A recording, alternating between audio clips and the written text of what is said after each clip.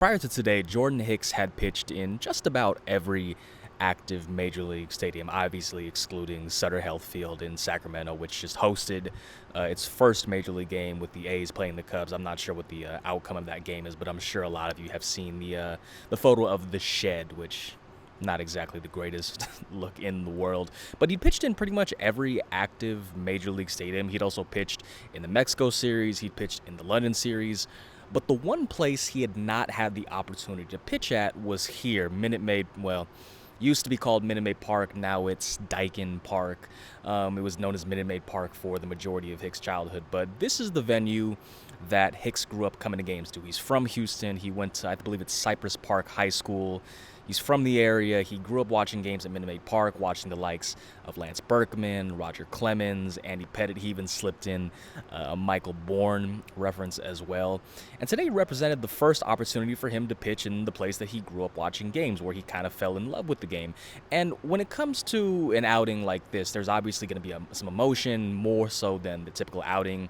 And you throw in the fact that it's his first start of the year, it's fair to wonder how was Hicks going to fare in his first opportunity at this venue. And it's not crazy to say in the slightest that this might be the best that he's looked in a Giants uniform. The line score is one thing: 6 innings, 1 hit, 1 walk, 6 strikeouts. At one point, he retired 14 consecutive batters. I believe he only ended up throwing 75 pitches too, which that's probably where he was going to be at. Well, not probably, that was where he was going to be at, given that it is his first start of the season. But the line score is one thing, but how it looked is another thing entirely, especially with the velocity. When Hicks was a reliever with the St. Louis Cardinals, velocity was his thing. He was regularly sitting triple digits. He hit 105 miles an hour on 2 occasions. But when he signed the 4-year, $44 million deal with the Giants, he sacrificed a bit of velocity in favor of stamina to ensure that he got deeper into games. Having had the opportunity to get acclimated with a starter's workload, having had the opportunity to gain some weight, we also mentioned how he quit nicotine this offseason. This was really the first year where you can have the true measuring stick of how he would fare as a starter. And that's a very long-winded way of me trying to say that he was throwing some gas. Where's that clip of no changeup, no curveball, nothing but gas? No changeup, no curveball, nothing but fucking gas. That's what Jordan Hicks was doing today. It was nothing but pure, unleaded gas. He clocked in at 98 miles an hour with his sinker. Last year, by comparison, I want to say it was 94.5 miles per hour. And a really fun stat from today was last year, in its entirety, he only threw 10 pitches. I think it was 10 pitches of at least 99.0 miles per hour, not rounding up at all, so no 98.9s, 99 and higher.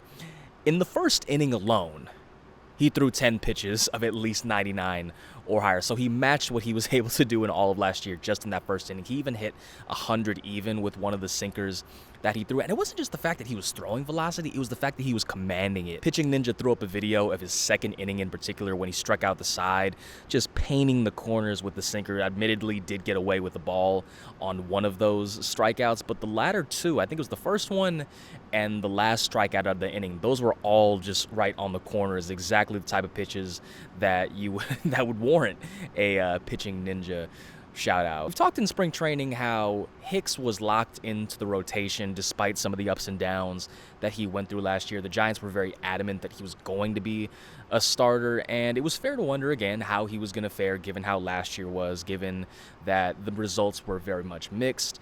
The Giants had faith in him, they expressed faith in him, and at least for one start today, that faith was rewarded. And someone else that we've talked about in regards to faith is Wilmer Flores. We've talked about how he dealt with the right knee issue last year. On opening day, hits the go-ahead through on homer, hits another homer, I believe the next day in Cincinnati, and then today hits his 3rd homer of the season, a 3-run shot into the Crawford boxes over there. He's already up to his 3rd homer of the year. He hit 4 all of last year. So just a very encouraging sign for Wilmer, given that he had to navigate the knee issue last year, was very much compromised. Now it's looking, again, very early sample size, but just from the power perspective, he looks more so like the Wilmer Flores, the form that he exhibited during the 2023 season. A couple other notes to get into from this game. Matt Chapman drove in 2 runs, reached base 3 times, 1 one of which was with an RBI. I think it was a 2 RBI single and drew 2 walks as well.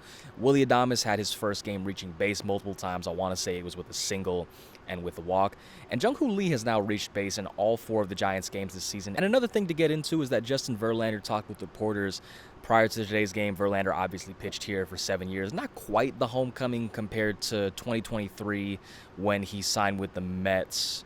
And he didn't even have the opportunity to pitch in today's game. So it wasn't quite the media scrum, which I assume it was. He didn't really detail anything all that new, but he did say that the Astros and himself had mutual interest in him returning. That just never panned out. By the time the Giants approached Verlander about the possibility of pitching in San Francisco, when Verlander went back to Astros owner Jim Crane, Crane said that there just wasn't any framework for them to get a deal going at that juncture.